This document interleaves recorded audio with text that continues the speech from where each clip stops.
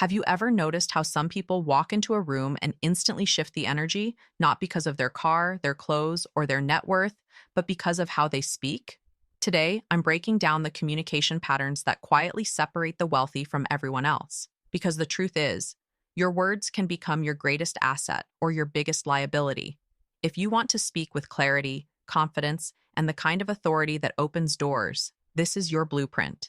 Let's get into how to speak like the richest 1%. Number one, intentional language. When the richest 1% speak, nothing is accidental. Their words are chosen with precision, and their communication is a reflection of how they think, how they lead, and how they move through the world. Intentional language isn't just about sounding polished, it's about operating with a level of awareness that most people never develop. While the average person speaks to fill silence, the top 1% speak to create direction, influence outcomes, and reinforce their identity. They understand that every conversation, whether with an employee, a partner, an investor, or even themselves, either builds momentum or breaks it. So they eliminate anything that dilutes their clarity, control, or credibility. They don't waste energy on reactive words, emotional fillers, or vague statements. They speak with purpose because they think with purpose. Intentional language starts with intentional thinking. The top 1% do not allow their minds to drift into negativity, exaggeration, or confusion because they know their words will follow. When they talk about challenges, they define them accurately instead of making them bigger. When they talk about goals, they articulate them specifically instead of vaguely hoping things will work out. I'll try. I'm not sure. Hopefully, and maybe someday don't exist in their vocabulary. They replace uncertainty with clarity. Here's what I'm doing. Here's the timeline. Here's the target. They choose words that make movement inevitable. And because their words reflect commitment, people take them seriously. They use language to build trust, authority, and momentum, internally and externally. Another aspect of intentional language is removing emotional leakage. This is where most people sabotage themselves without noticing. They speak while anxious, insecure, or defensive, and their words carry those emotions even before their message does. But the top 1% slow down. They respond instead of reacting. They eliminate unnecessary details, overly personal explanations, or attempts to justify themselves. They don't tell stories to gain sympathy. They communicate facts to create alignment. They understand that clarity is a form of power, and the more precise their words, the more influence they have. They also know that people mirror the communication they receive. When they speak calmly, confidently, and directly, others follow their lead. Rooms settle, conversations tighten, decisions get made faster. They create an environment where their words don't just communicate, they command attention, set standards, and move conversations toward outcomes instead of emotions. Number two, future-focused vocabulary. The richest 1% speak in a way that pulls their life, their business, and their decisions forward. Their language is anchored in the future, not the past. They don't waste time replaying old mistakes, defending outdated beliefs, or recounting everything that went wrong. Their vocabulary is built around outcomes, direction, and what needs to happen next. When they speak, they orient themselves and everyone around them toward a vision that is bigger than the present moment. This is why their communication feels decisive, grounded, and powerful. They describe goals with specificity, expectations with clarity, and next steps with absolute certainty. They refuse to let their language be reactive because reactive language anchors a person to their current reality. They choose words that expand possibilities rather than reinforce limitations. They know that if they want people to follow them, invest in them, or trust them, their vocabulary must consistently point toward a compelling future instead of getting stuck in present-day problems. Future-focused vocabulary is also about removing the language of hesitation. Most people speak as if they are negotiating with their future. I hope this works. Maybe one day, if everything goes well, I'll try.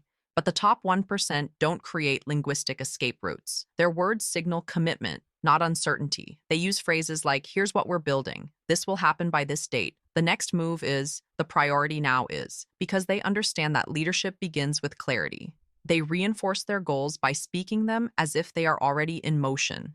People around them feel the direction and respond to it. Their vocabulary becomes a roadmap, not a wish list. They speak with the assumption that progress is inevitable, and that mindset creates the discipline required to make it real. Another core element of future-focused vocabulary is the way the top 1% speak during setbacks. Most people use failure as a story they retell endlessly, embedding it into their identity. But high-level thinkers use completely different language. They don't say, "This didn't work." They say, "Here's what we learned. Here's the adjustment. Here's what we're doing next." They never frame a setback as a dead end. They frame it as data. Their vocabulary keeps momentum alive even when they are rebuilding, recalibrating, or restarting.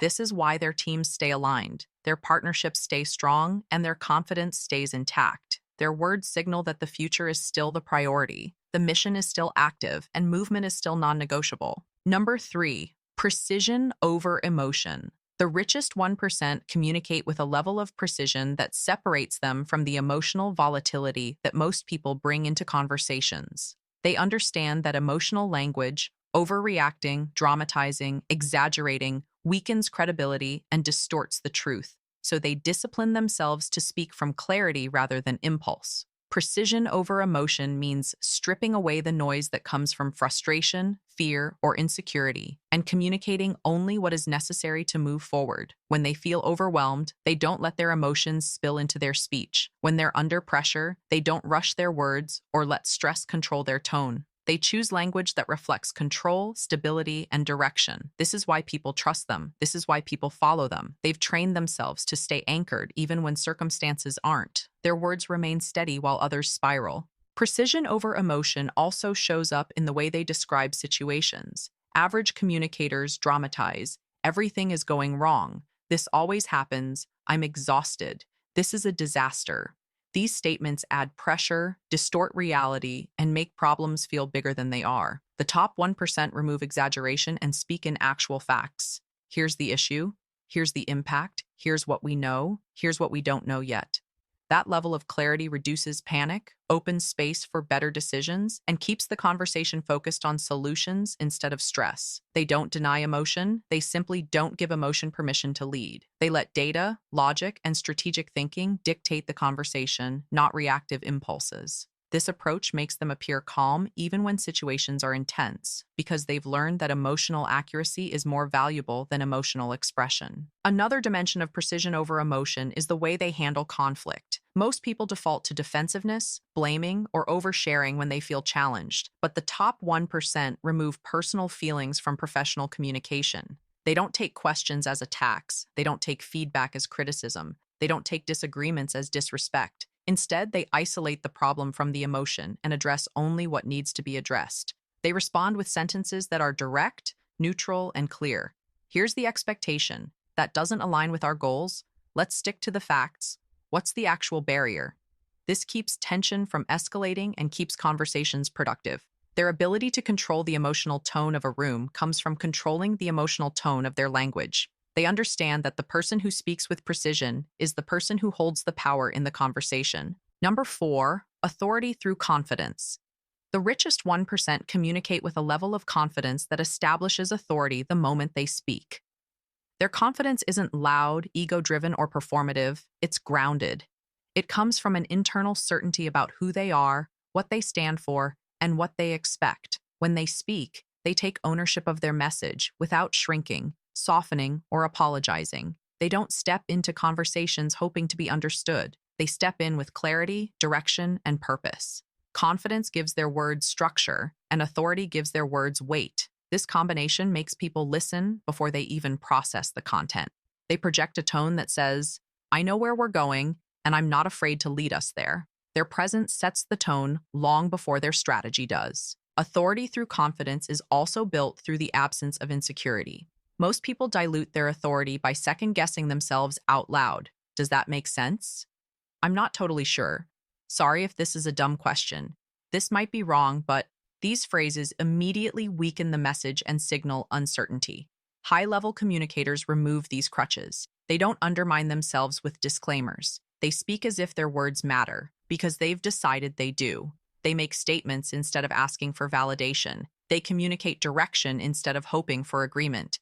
Their vocabulary is built on conviction, and when they do express doubt or ask a question, they do it with intentionality, not insecurity. Confidence allows them to be direct without being defensive, decisive without being arrogant, and firm without being hostile. Another element of authority through confidence is their pace. Confident people don't rush their words. They don't race through sentences to avoid judgment or chase approval. Their speech has space. They pause where most people panic. They breathe before responding. They allow silence to carry its own power. This calm pacing communicates self-assurance. It signals that they're in control of the conversation, not trying to survive it. When they speak, they sound like someone who expects to be heard, and people respond to that energy. Teams trust it, clients respect it, opponents notice it. Their tone remains steady even when conversations get tense. They don't need to dominate the room to assert authority. Their stability does the work for them. Confidence makes their voice a leadership instrument, and authority ensures that people align with their direction without being pushed or pressured. Number 5, high-level listening. The richest 1% understand that communication isn't just about speaking. It's about listening at a level that most people never achieve. High-level listening means tuning in completely, not just hearing words, but understanding the intention, the emotions, and the context behind them. They listen to absorb information, identify opportunities, and discern patterns that others overlook. Most people listen just enough to respond, to insert their opinion, or to correct what they hear. But elite communicators listen to understand, to analyze, and to leverage what is being said. Every conversation becomes a chance to gain insight, build rapport, and influence outcomes, and they approach it with a mindset that values depth over speed. Listening is not passive. It is an active skill that requires focus, presence, and patience, and they cultivate it intentionally. High-level listening also means giving others space to speak without interruption or judgment. Most people feel compelled to fill silence, rush responses, or dominate the conversation. The top 1% resist that urge. They allow the speaker to fully express themselves before responding. They absorb what is said and even what is left unsaid, the hesitations, the tone shifts, the subtext. They notice the patterns in language that reveal priorities, values, or weaknesses. This ability allows them to respond not just to the content of the words, but to the underlying meaning and intention. It turns every interaction into a strategic advantage because they understand the full scope of the conversation, while others are trapped in their own desire to be heard. Silence in their hands is not awkward. It is a tool for clarity and influence. Another key aspect of high-level listening is the way it informs their responses. When most people reply impulsively or emotionally, they often escalate conflict or miscommunicate. The top 1% respond deliberately, using the information they've gathered from careful listening. Their answers are precise, relevant, and aligned with long-term goals rather than immediate reactions. Listening at this level requires patience, self-control, and a commitment to understanding before acting. It allows them to anticipate objections, address concerns, and guide conversations toward productive outcomes without needing to dominate or coerce. They don't just process words, they process the context, the energy, and the intentions, and they use that understanding to shape interactions with power, influence, and clarity. High-level listening ensures that when they finally speak, their words land with impact, authority, and resonance. Number 6, composure in conflict. The richest 1% understand that how you respond in moments of conflict defines your authority, credibility, and influence far more than how you behave in calm situations. Composure in conflict is a skill, not an accident. Most people react instinctively when tension rises. They raise their voice, inject emotion, or immediately defend themselves. But the top 1% train themselves to pause, breathe, and assess before speaking. They recognize that conflict is not a personal attack. It is a situation to navigate strategically. They separate the issue from their ego, the disagreement from their identity, and the emotion from the facts. Their words are measured, deliberate, and intentional.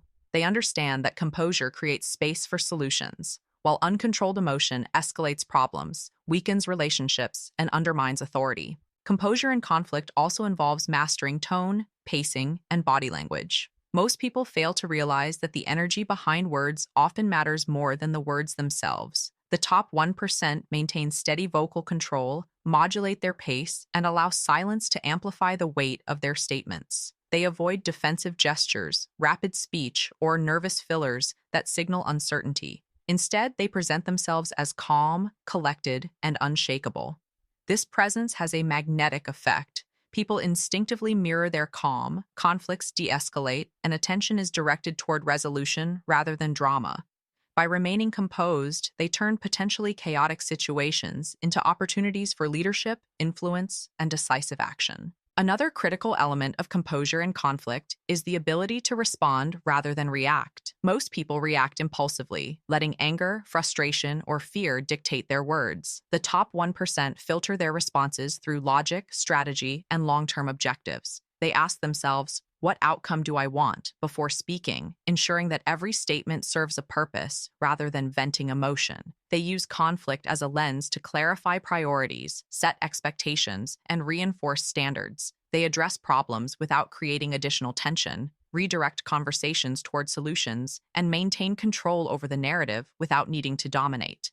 Composure allows them to neutralize hostility, maintain influence, and protect their authority, even when situations are tense, high stakes, or unpredictable, and it ensures that their presence in a room shifts the energy before their words even land. Master your words, and you master your influence. Speak with intention, confidence, and clarity. Listen deeply, stay composed, and focus on the future. Your language shapes your presence, your opportunities, and the legacy you leave.